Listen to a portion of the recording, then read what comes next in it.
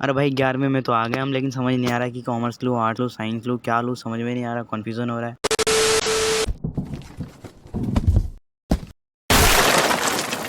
यदि आप भी स्ट्रीम सेलेक्ट करने में डिफ़िकल्टी महसूस कर रहे हैं तो आज की वीडियो आपको बहुत ज़्यादा मदद करने वाली है, बिकॉज़ मैंने वो सारी इन्फॉर्मेशन ऐड करने की कोशिश करी है इस वीडियो में जो एक 10th क्लास के बच्चे को स्ट्रीम सेलेक्ट करते वक्त इम्पॉर्टेंट होती है। साइंस, कॉमर्स, आर्ट्स, ये साइंस किसे लेना चाहिए, कॉमर्स किसे लेना चाहिए, आर्ट्स किसे लेना चाहिए, इन तीनों स्ट्रीम्स के फ्यूचर स्कोप क्या है, प्लस में ये किन बच्चों को स्पेशली लेना चाहिए वो सब बताऊंगा। ये भी बताऊंगा कि आपको स्ट्रीम किस बेसिस पे चुनना चाहिए, स्ट्रीम चुनने का क्या आधार होना चाहिए आपका।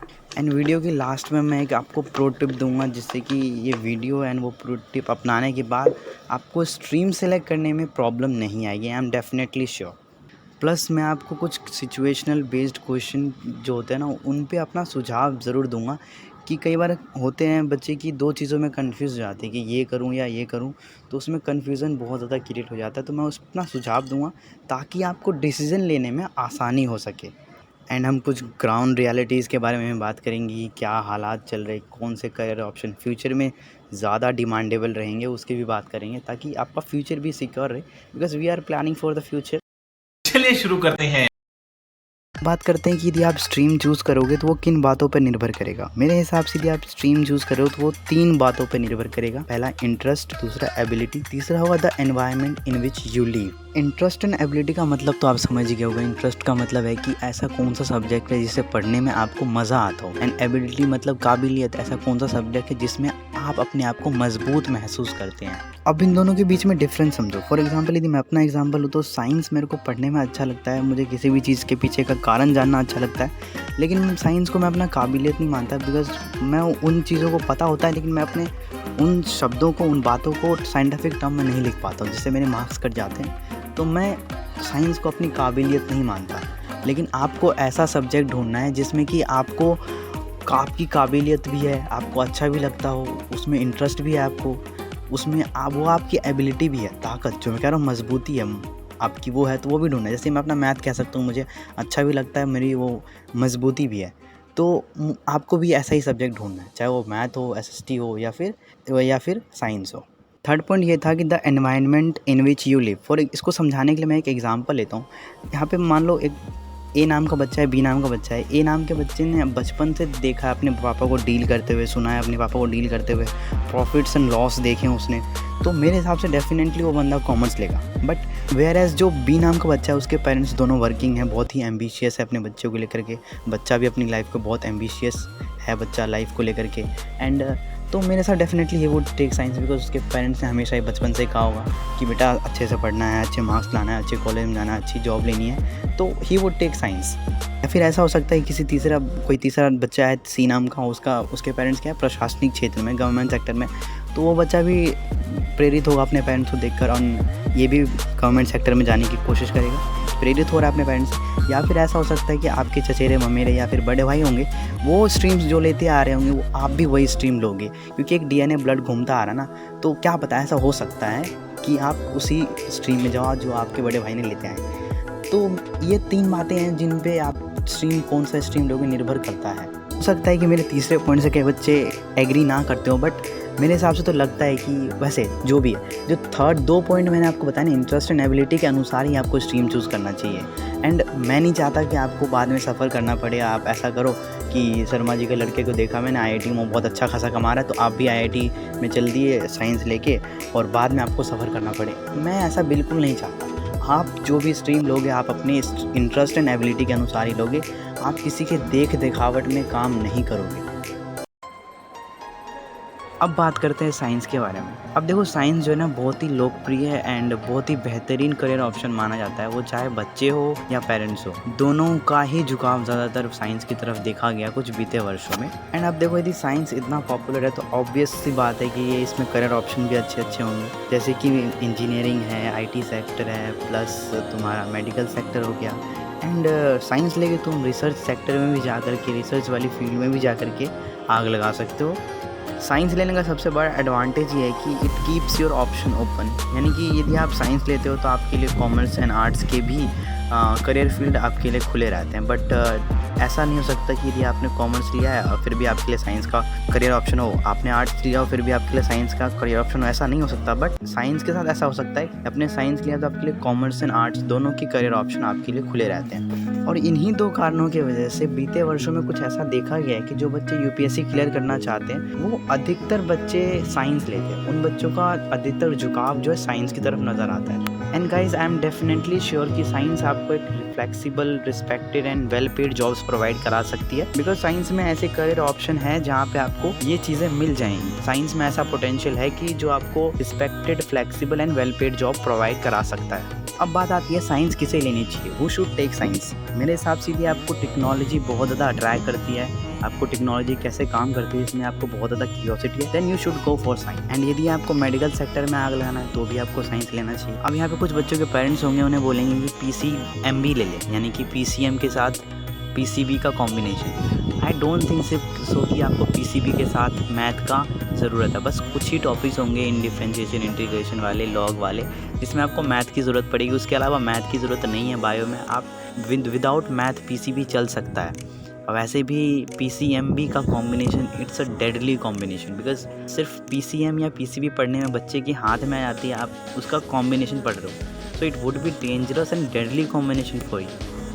दोस्तों यदि आप साइंस लेते हो तो मेरे हिसाब से आपको थोड़ा सक्सेस पाने के लिए थोड़ा धैर्य रखने की ज़रूरत है। बिकॉज फॉर एग्जांपल यदि मैं लूँ MBBS, यदि आप MBBS करना चाहते हैं तो उसके लिए आपको कम से कम 7 से 8 साल लगाने पड़ेंगे। एंड आपको उसमें 40 से 50 हज़ार की जॉब आसानी से लग जाएगी। एंड यदि आप कहीं पे अपना प्रैक्टिस करते हो तो वो बात थोड़ा अलग है। यदि आप MBBS प्राइवेट कॉलेज में करते हो तो कम से कम आपको 30 लाख से 1.2 करोड़ रुपए तक खर्च करने पड़ सकते हैं। और वहीं प्राइवेट स्कूल में आप MD या MS करोगे तो कम से कम 1 से 3 करोड़ रुपए आपको लगाने पड़ सकते हैं। वहीं यदि आप गवर्नमेंट कॉलेज में जाओ तो आपका MBBS 5 से 10 लाख रुपए में आपका काम बन जाए। एंड यदि आप दिल्ली से बिलोंग करते हैं तो थोड़ी बहुत दिक्कत आपके लिए ज़्यादा हो सकती है, बिकॉज दिल्ली एक एजुकेशनल हब है एंड इंडिया के डिफरेंट स्टेट से बच्चे दिल्ली आते हैं। एंड इससे क्या होता है कि कंपटीशन बढ़ जाता है, और कंपटीशन बढ़ने से मेरिट बहुत ज़्यादा चली जाती है, 95+ चली जाती है। बट डोंट वरी, यदि आप गवर्नमेंट कॉलेज में चाहते हो तो आई होप कि आपका भी हो जाएगा। एंड मैंने जो आपको ये सब बताया इससे डरना नहीं है, जो सच था मैंने वो बता दें, क्योंकि पहले आपको इन सब चीज़ों से पता होना, इनसे रूबरू होना बहुत ज़रूरी होता है, ताकि आपको जो आगे क्या होगा, कैसे डिसीजन लेने, कैसे इफ़ेक्टिव डिसीजन लेना है, वो मैंने आपको उस चीज़ के लिए जो इन्फॉर्मेशन चाहिए होता है वो सारी चीज़ें मैंने आपको प्रोवाइड कराने की कोशिश करी थी। आप साइंस लेना चाहते हैं तो now take your decision wisely.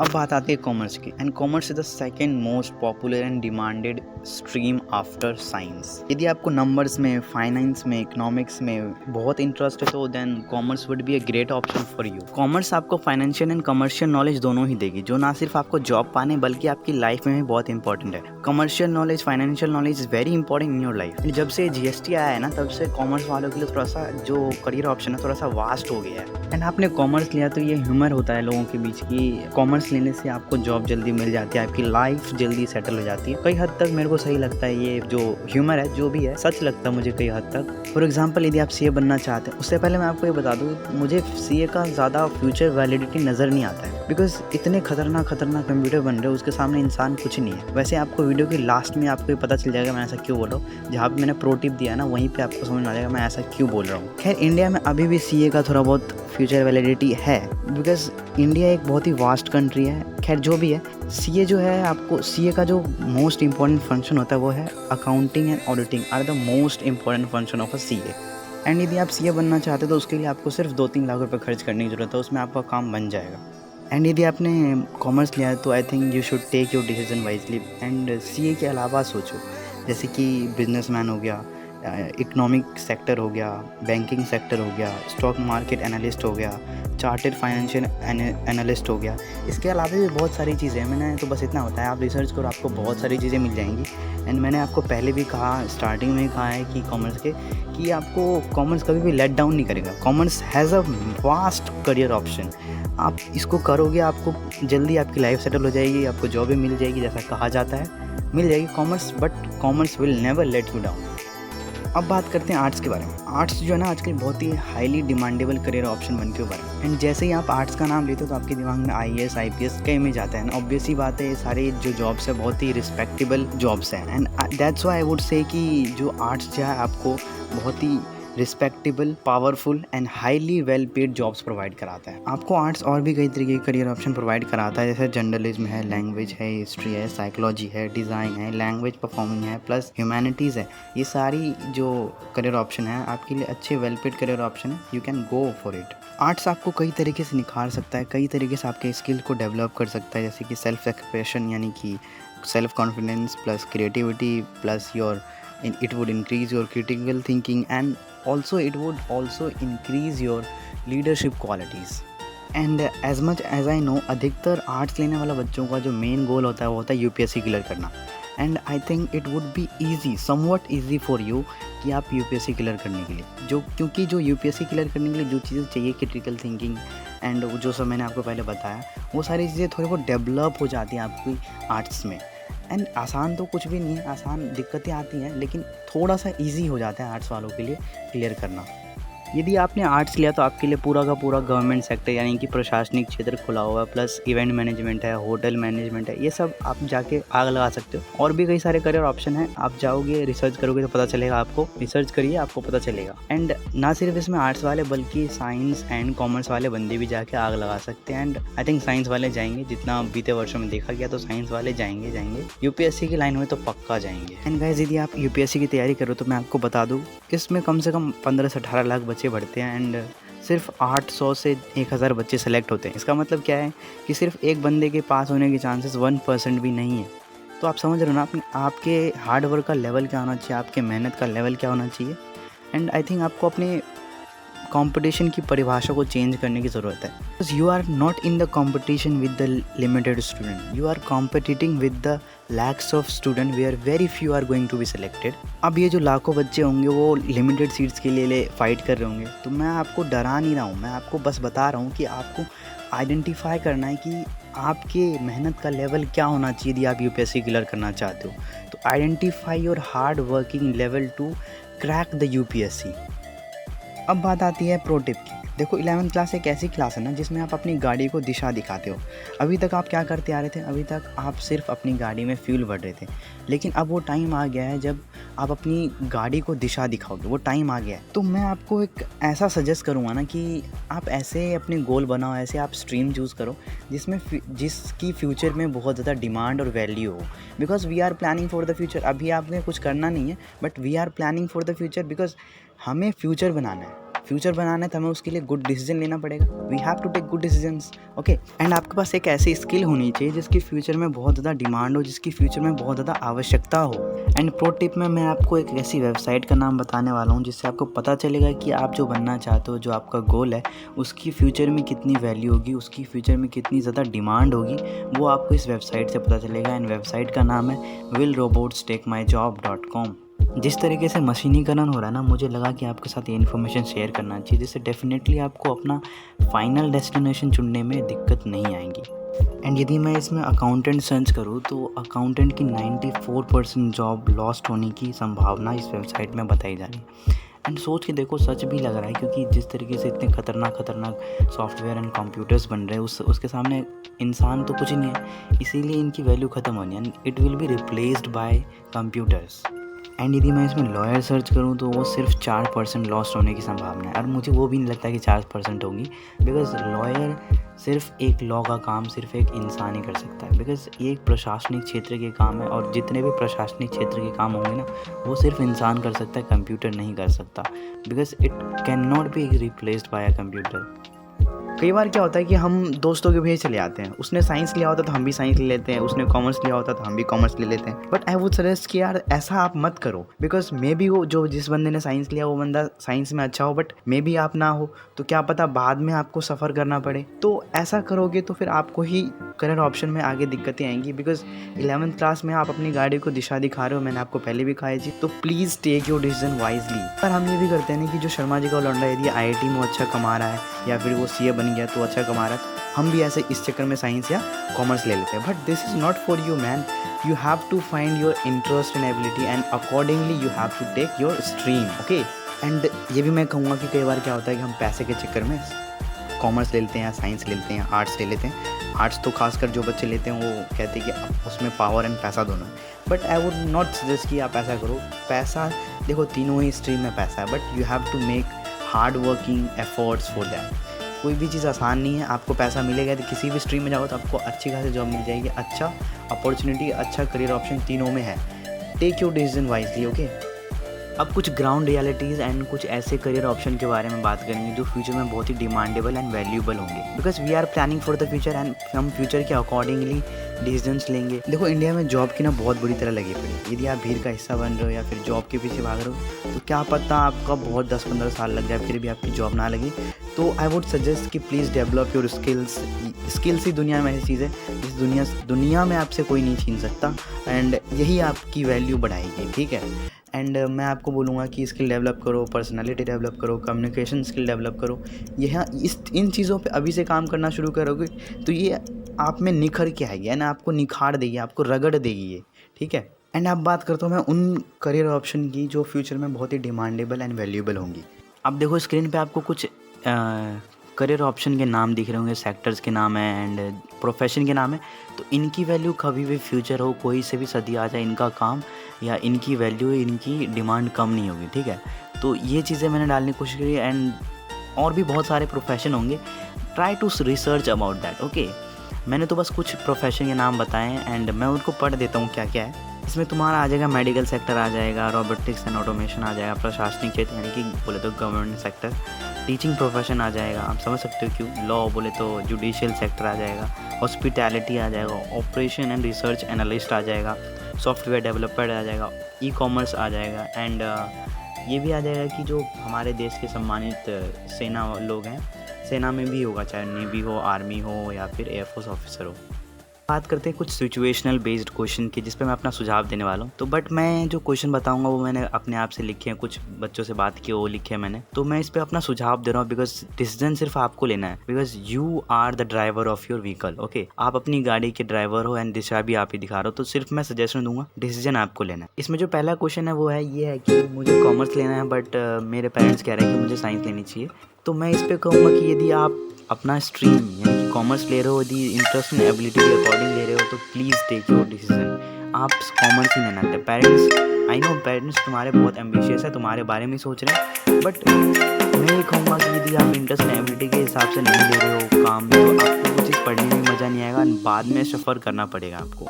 And I totally don't want कि आपको बाद में सफ़र करना पड़े। मैं आपको ये सजेस्ट करूँगा कि ना आप अपने डिसीजन के साथ जाओ, बिकॉज आप पेरेंट्स को मना सकते हो, मान जाएंगे पेरेंट्स, बिकॉज ये करियर आपका होगा, फ्यूचर आपका होने वाला है। आप अपने डिसीजन के साथ जाना, पेरेंट्स को मनाना, मान जाएंगे, आपकी भलाई के लिए सोच रहे हैं, आपकी करियर के लिए सोच रहे हैं तो मान जाएंगे, मना के देखना।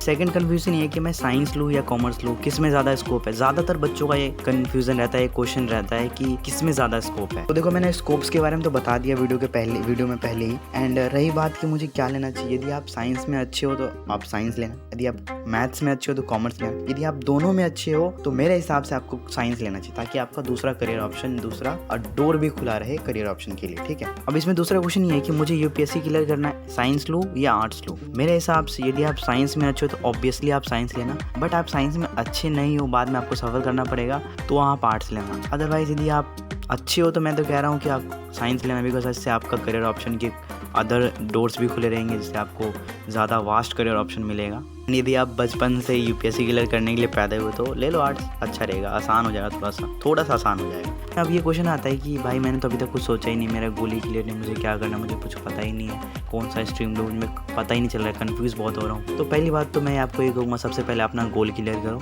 उसके बाद स्ट्रीम के बारे में सोचना। एंड रही बात कि कौन सा स्ट्रीम लूँ, तो वही बात आ जाती है कि यदि आप साइंस में अच्छे हो तो साइंस लेना, साइंस में अच्छे हो तो फिर नीचे आओ कॉमर्स में देखना, कॉमर्स में मैथ में अच्छे हो तो कॉमर्स ले लेना, अदरवाइज़ दोनों में अच्छे नहीं हो तो फिर आर्ट्स ले लेना। कई बार ये सवाल आता है मन में कि बैकअप ऑप्शन रखूँ कि ना रखूँ, तो मैं ये कहूँगा कि बैकअप ऑप्शन ऑब्वियसली होना चाहिए, बट पता नहीं कई बार कि मेरे को यही करना है, मैं बचपन से यही सपना लेके पैदा हुआ हूँ, तो मेरे हिसाब से उस टाइम आपके पास बैकअप ऑप्शन नहीं होगा तो भी चलेगा, क्योंकि वो आपका जिगरा है, वो आपका मतलब कि पैशन है, वो आप करना चाहते हो, तो उसके लिए बैकअप ऑप्शन नहीं होगा तो भी चलेगा, क्योंकि आपकी ज़िंदगी में वो एक लौता एक गोल होगा जिससे आप पाना चाहोगे तो आप कर लोगे। अदरवाइज़ यदि आप अभी चाहते हो कि होना चाहिए बैकअप ऑप्शन तो रखो, होना चाहिए, मेरे हिसाब से भी होना चाहिए, बट मैंने आपको बताया कि नहीं होगा तो भी चलेगा। अगला सवाल आता है पीसीबी लो या पीसीएम लो। ऑब्वियसली बात है यार, यदि आपको मेडिकल फील्ड में इंटरेस्ट है तो आप पीसीबी लोगे, एंड यदि आपको टेक्नोलॉजी अट्रैक्ट करती है तो आप पीसीएम लोगे। अब ये सवाल आता है कि पीसीएम भी ले लूँ, तो मैंने आपको वीडियो के पहले ये चीज़ बता दिया कि नहीं लेना चाहिए, ठीक है। एंड मैंने आपको फिर पहले भी कहा था कि आपको पीसीएमबी के बारे में अभी भी कन्फ्यूज़न है, तो मैं सजेस्ट नहीं करता कि आपको पीसीएमबी लेना चाहिए, बिकॉज़ अकेले पीसीएम या पीसीबी करने में बच्चे के हाथ में आ जाती है। आप पूरा उसका कॉम्बिनेशन चाहते हो, पीसीबी और पीसीएमबी का कॉम्बिनेशन चाहते हो। I don't think so it is needed. PCB में आप बिना मैथ के कर सकते हो, बस उसमें कुछ 4-5 टॉपिक आते हैं जिसमें मैथ लगती है, उसके अलावा मैथ कहीं ज़रूरत नहीं है। And it would be a deadly and dangerous combination for you. मैं आपको डरा नहीं रहा, बाकी आप अपने टीचर से बात करेंगे तो आपको अच्छे से बता पाएंगे, because you are known with them. आप उनसे बात करोगे, कॉल पे बात करोगे, टीचर्स को परेशान करो, घर पे करो परेशानी इस बारे में, पूछते रहो जो चीज़ें आपको कन्फ्यूज़न हो रहा है, कमेंट बॉक्स में डालो। यदि आप मेरे को लगेगा मैं बता पाऊँगा तो मैं आपको ज़रूर बताऊँगा, अदरवाइज़ अपने टीचर्स को परेशान करो, पूछो उनसे क्या है कैसे है, क्योंकि नई चीज़ें हैं तो दिक्कतें आएंगी। कोई बात नहीं, पूछो उनसे, जैसे मर्जी हो, जैसे हो पूछो उनसे।